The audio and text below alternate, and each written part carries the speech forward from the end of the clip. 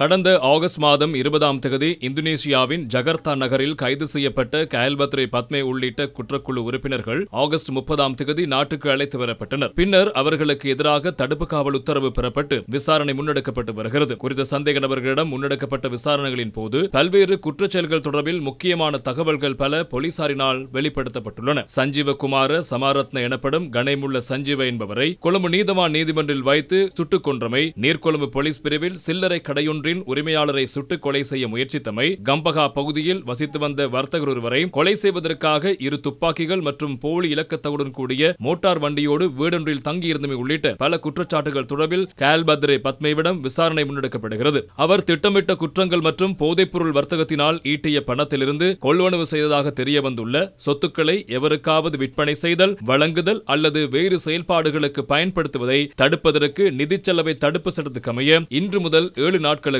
அந்த சொத்துக்களை முடக்குவதற்கான உத்தரவு பிறப்பிக்கப்பட்டுள்ளது. அதற்கமைவாகவே அவருக்கு சொந்தமான 50 மில்லியன் ரூபாய் சட்டவிரோத சொத்துக்கள் உரிய விசாரணை பிரிவுக்கு கையளிக்கப்பட்டுள்ளது.